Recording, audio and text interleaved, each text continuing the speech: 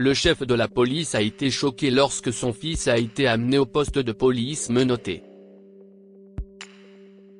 Cependant, il a mis de côté ses sentiments paternels et a décidé de poursuivre l'affaire de son propre chef pour donner une bonne leçon à son fils.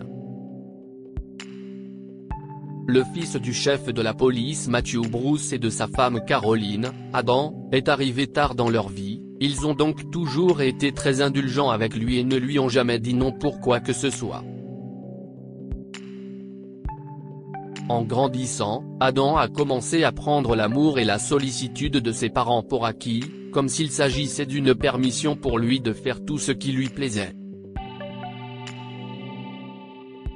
Il y a certes eu des moments où il a été critiqué pour ses mauvaises notes ou pour avoir fait le mur, mais cela s'est limité à des gronderies mineures. Adam pensait que s'il prétendait être un fils idéal, il n'aurait absolument aucun problème à affronter, pas même une réprimande, de la part de ses parents.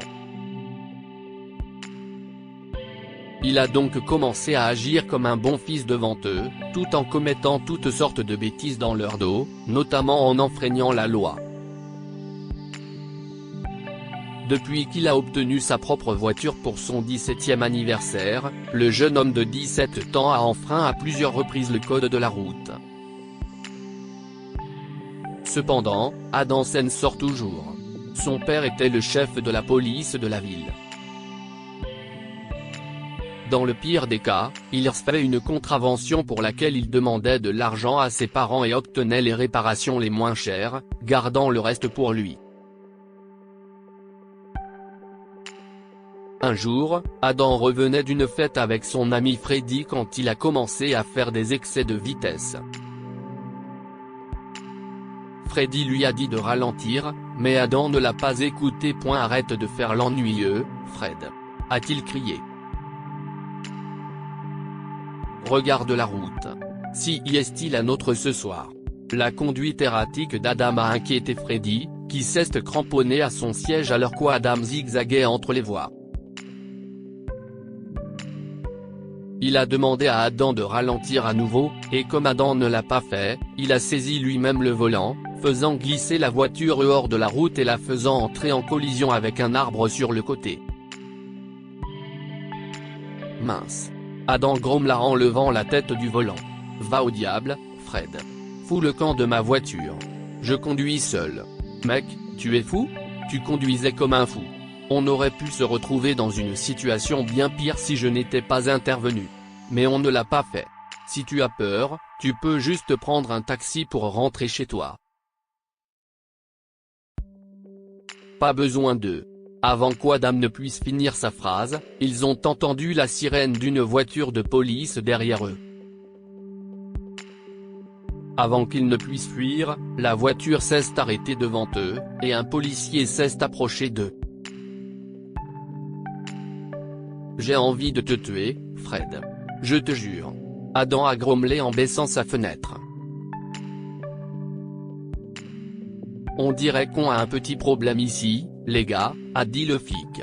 Je suis votre voiture depuis un moment maintenant, et j'ai bien peur de devoir vous emmener au poste pour excès de vitesse. Sans parler de l'odeur d'alcool qui accable mes sens. Puis-je avoir votre permis de conduire d'abord? Freddy avait peur. Le commissariat de police? Quoi? Mais je n'ai rien fait. Ouah, Fred, calme-toi, mec, dit calmement Adam avant de faire face à l'officier. Il veut dire que nous n'avons rien fait, monsieur. Mon ami est juste un peu nerveux.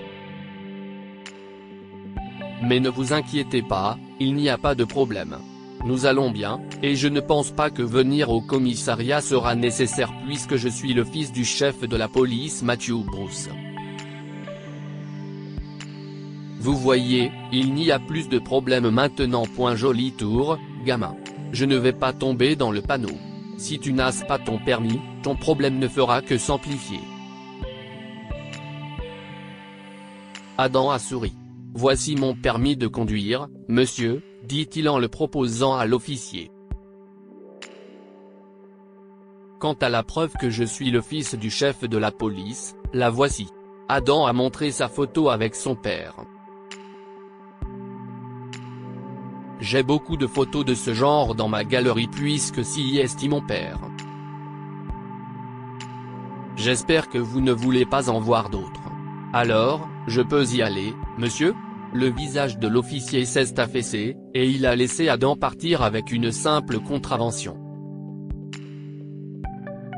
Bonne nuit, monsieur, a gazouillé Adam en s'éloignant. Cependant, ce soir-là, lorsqu'il est rentré chez lui et que Caroline a remarqué l'état de la voiture, qui présentait une trace de coup à l'avant, elle a perdu la tête. Comment tu expliques ça, Adam ? Demanda TL.E, maman, Fred et moi avons juste eu un petit accident. Ce n'est pas si grave. Il y avait un officier aussi, et il nous a laissé partir avec un ticket réparateur. Et l'argent pousse sur les arbres ? Tu vois mon téléphone ? Elle a crié en montrant son vieux téléphone. J'ai besoin d'un nouveau téléphone, Adam, mais j'ai essayé d'économiser pendant des mois pour ça. Et si est-il la troisième fois que tu reviens à la maison avec ces tickets ? Te donner cette voiture était la pire des décisions. Mais maman. Non, Adam. Son père l'a coupé. Ta mère a raison. On a laissé passer les 2 premières fois, mais on ne peut pas recommencer. Va dans ta chambre tout de suite. Tu n'auras plus le droit de conduire cette voiture sans notre accord. Adam va dans sa chambre, mais il est clair qu'il ne va pas écouter ses parents. 3 nuits plus tard, pendant que Caroline et Bruce dormaient, Adam a pris les clés de la voiture et s'est secrètement rendu à la fête d'anniversaire d'un ami. Il roulait à vive allure car il était en retard, et en arrivant à un carrefour, il n'a pas remarqué le feu rouge ni la femme âgée qui s'approchait sur le côté. Il a freiné brusquement dès qu'il l'a vue, mais la voiture l'a quand même percuté, et elle a dégringolé sur la route. Merde. Adam est sorti de sa voiture et s'est précipité vers la femme. Elle ne semblait pas être sérieusement blessée, et Adam était sur le point d'appeler une ambulance lorsqu'une voiture de police patrouillant dans le quartier s'est arrêtée. Adam a été arrêté après que la vieille dame les ait informés de ce qui s'était passé. Adam a essayé d'expliquer qu'il était le fils du chef de la police, mais les policiers ont fait la sourde oreille. Il l'on te conduit au commissariat, et quand Adam est entré, il a été surpris d'y voir son père. Il avait été appelé au commissariat pour une affaire urgente. Adam ? Son père le fixait, abasourdi. Que fais-tu avec les mains menottées ? Papa, j'étais juste.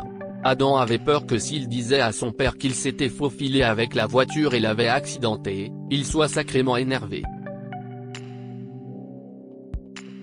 Il est resté là, sans voix, et le policier qui l'avait amené a informé le chef de la police après avoir remarqué la tension entre le père et le fils. Bruce ne pouvait pas croire qu'Adam était impliqué dans un accident où il avait heurté quelqu'un. Il a jeté un regard noir à Adam, puis a ordonné aux flics d'une voix ferme. Amenez-le dans mon bureau. Je vais m'occuper de l'affaire moi-même. Adam savait qu'il avait des problèmes. Il a commencé à plaider avec son père qu'il n'était pas coupable. Ce n'était pas ma faute, papa. Cette femme n'a pas remarqué le signal. Je l'aidais. Je ne l'ai pas blessée. Elle m'a piégé sans raison. Je sais ce qui est juste, mon fils, dit Bruce en se retournant.